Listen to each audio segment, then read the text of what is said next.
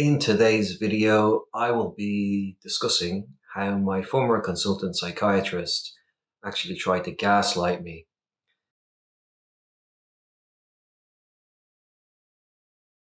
And so the first question that I posed to my former consultant was, why was I prescribed olanzapine?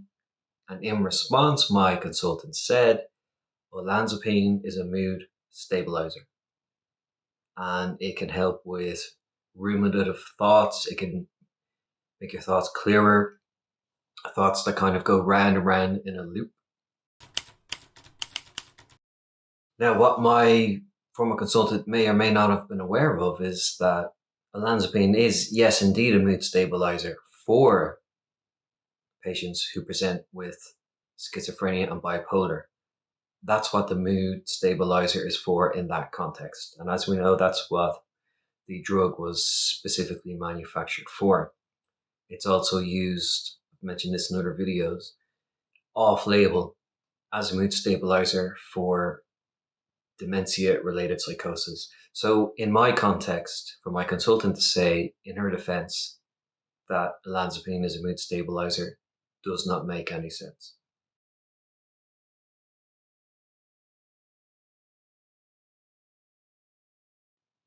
And one of the most important questions I asked my former consultant was why the withdrawal from olanzapine was so severe. And my consultant said, well, to paraphrase my consultant, I did not expect the withdrawal to be as bad as it was with such a low dose of olanzapine. And again, this is something that does not make any sense. I was on 5 milligrams of olanzapine initially, and that went down to 2.5. And as I have explained in this video here, I actually go into the neuroscience of what happens in the brain when you're on Zyprexa, how it affects dopamine and serotonin, and they kind of fluctuate. So when I stopped taking olanzapine, during that withdrawal, my brain naturally had to try and adjust to the balance of those fluctuating levels of dopamine and serotonin. So for my consultant to say she didn't expect the withdrawal to be so bad with such a low dose is, well, what can I say? It just went over my head. It still goes over my head. It's really hard to believe. You decided to come off olanzapine. Now that really probably is the biggest form of gaslighting from my former consultant psychiatrist. Just put all the blame back on me. You decided to come off olanzapine. Now that is correct. I did decide to come off olanzapine.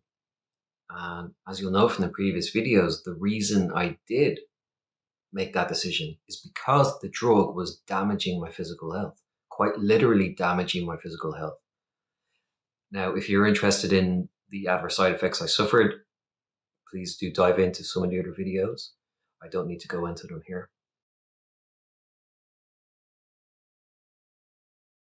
So this was when I lodged my complaint initially, and one of the very first responses from my consultant was, thank you for bringing all of this to our attention.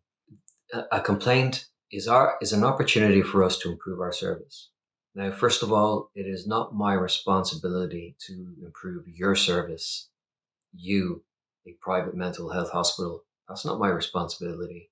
I'm not a mental health professional. It's your responsibility to change your service. And again, we just come back to this whole gaslighting thing, a culture of gaslighting, a culture of bureaucracy. It's over 2 years now since I stopped taking the drug. My consultant did say at that time during the withdrawal that, oh, well, John, no, you could well be missing olanzapine. The withdrawal is not that bad. This is all you, it's your mental health, yada, yada, yada. Well, if any of that was true, well, in the last 2 years, I have not been missing olanzapine. And as you know, I never should have been prescribed olanzapine. So all of these attempts to gaslight me and to deflect me and making me think I'm making a change to the service. All nonsense, all erroneous. Anyway, please do like the video. Please continue to drop a comment. The community is growing, and a lot of you in the comments all across the videos have said that you have decided not to take olanzapine after watching my videos. And if I can keep doing that, well, brilliant, bring it on, because this really is a very dangerous drug. And it's especially dangerous when it's prescribed off label to people who don't need it, people who are not given a diagnosis. And just in closing, I recently got an EEG. So I'll just put the definition on the screen there. And then next month in October, I'll be getting an MRI on my brain.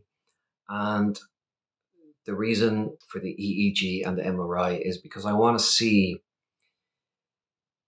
if anything untoward is going on after that withdrawal, and because the serotonin and dopamine and everything have been affected. So it will be interesting to see what the results from the EEG and the MRI will be, and the basis of another video right there. Thank you again for watching. I hope you got something from this video. While you're there, don't forget to subscribe, thumbs up, comment, and share the video. Thanks again for watching. Catch you on the next one.